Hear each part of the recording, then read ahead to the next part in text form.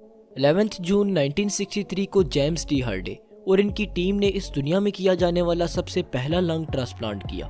James D Hardy और इनकी team ने एक पर्सन की बॉडी से लंग को निकाल करके दूसरे पेशेंट की बॉडी में प्लेस किया, लेकिन बदकिस्मती से वो अपने इस मकसद में कामयाब ना हो सके और जिस पेशेंट का ट्रांसप्लांट किया गया था वो ट्रांसप्लांट के बाद सिर्फ 18 दिन तक जिंदा रहा और फिर इसकी डेथ हो गई।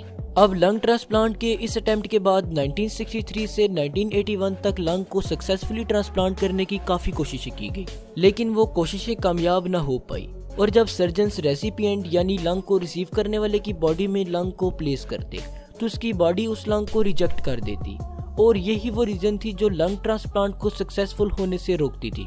1981 में डॉक्टर ब्रूस रेटिस ने heart lung transplant surgery perform की और खुशकिस्मती से उनकी ये सर्जरी कामयाब हुई और इस दुनिया में पहली बार लंग को सक्सेसफुली ट्रांसप्लांट कर लिया गया था। हार्ट लंग ट्रांसप्लांट उस सर्जिकल प्रोसेस को कहते हैं जिसके दौरान हार्ट और लंग दोनों को ट्रांसप्लांट किया जाता है, जबकि लंग ट्रांसप्लांट उस सर्जिकल प्रोसेस को कहते हैं जिसके दौरान लिविंग डोनर यानी कि लंग को डोनेट करने वाले पर्सन की बॉडी से हेल्दी लंग को निकालकर रेसिपिएंट यानी कि लंग को रिसीव करने वाले पर्सन के डिजीज्ड लंग के साथ रिप्लेस किया जाता है। हेल्दी लंग को डोनेट करने वाला लिविंग पर्सन या डेड पर्सन हो सकता है। कुछ स्पेसिफिक डिजीजेस में रेसिपिएंट का सिर्फ एक लंग ही ट्रांसप्लांट किया जाता है जिसे सिंगल लंग ट्रांसप्लांट कहते हैं।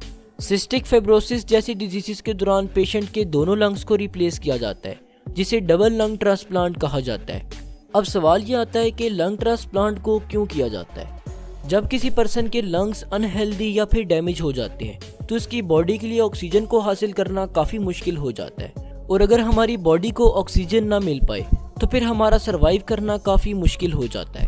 हमारे लंग्स के डैमेज होने की बहुत सी वजूहात हो सकती हैं, जैसे कि बहुत सी ऐसी डिजीजेस हैं जो हमारे लंग्स को डैमेज करती हैं।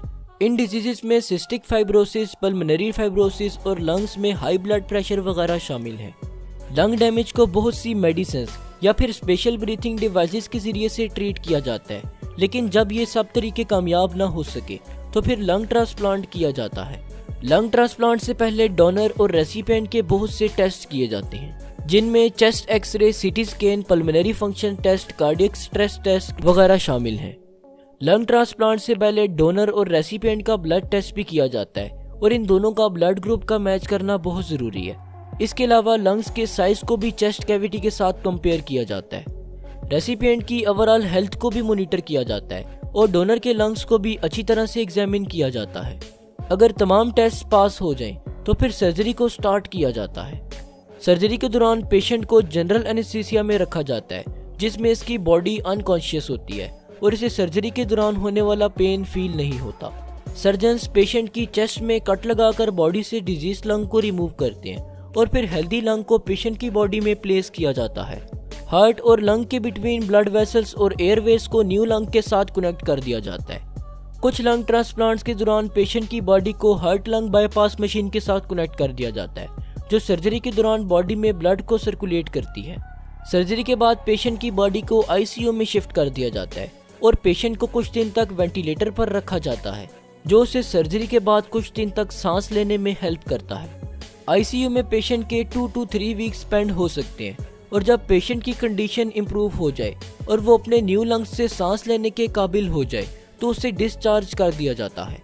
हॉस्पिटल से डिस्चार्ज होने के बाद पेशेंट को 2 to 3 मंथ्स रेगुलर बेसिस पर अपने लंग्स का चेकअप करवाना पड़ता है। लंग ट्रांसप्लांट के बाद सबसे ज़्यादा रिस्क रिजेक्शन का होता है। जैसे कि हम सब जानते हैं कि हमारा इम्यून सिस्टम हमारी बॉडी को फॉरेन पार्टिकल्स से प्रोटेक्ट करता है।